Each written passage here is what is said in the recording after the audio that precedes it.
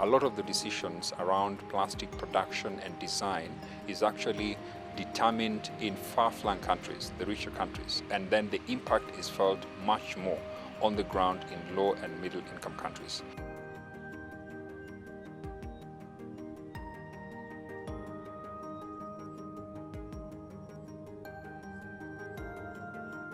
Can you imagine a country like Kenya, which is in the category of low medium income country, has to spend $150 to $200 to manage 1 kilo of plastic, compared to a developed wealthy country that will only need to spend $19 to manage that kilo of plastic. And most importantly, Kenya is not even on the table in terms of design and in terms of limiting the production of this plastic.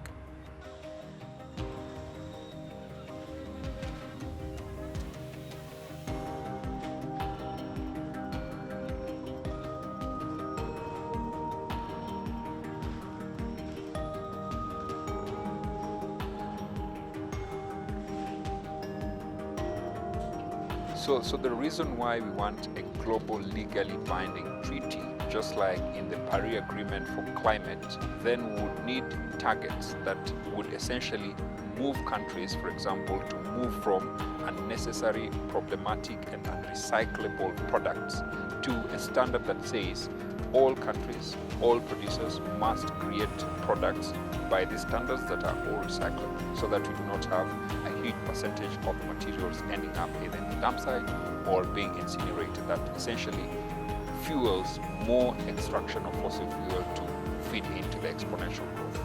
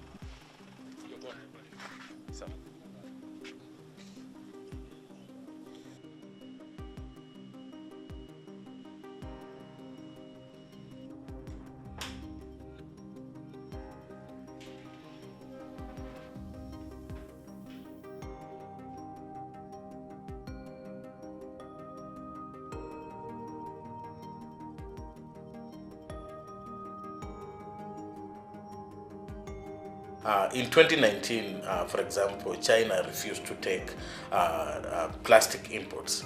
So right now, countries in the global north are trying to look for an alternative home for their plastics, which is very expensive if it was to be dumped in Africa.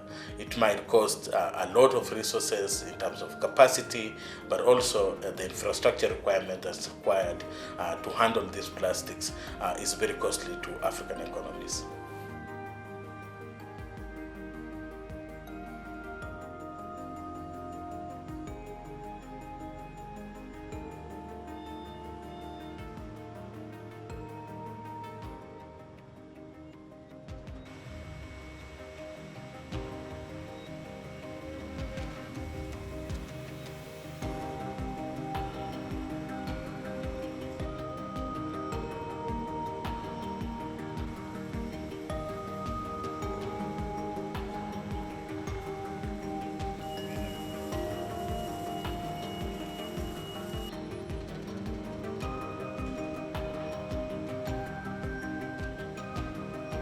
There's still a lack of getting more capacity because we're in a growing country. So with growth, there comes more waste packaging that is being consumed, and with consumption, there also comes more waste. So I think the capacity being way behind of what is actually being output in terms of waste, and we can definitely, and we need to actually definitely catch up with more recycling capacity to be able to tackle the problem.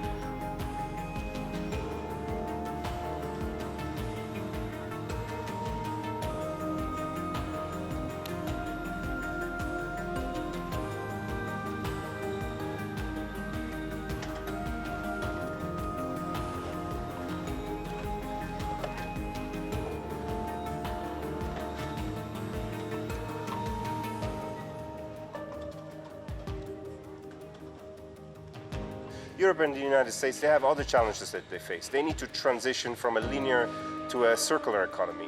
We in Africa, we have the beauty, we can jump and we can leapfrog into a circular economy directly. And that needs funding, that needs committed organizations like Mr. Green Africa's in these nations, and of course government who creates the policies that enable this kind of development.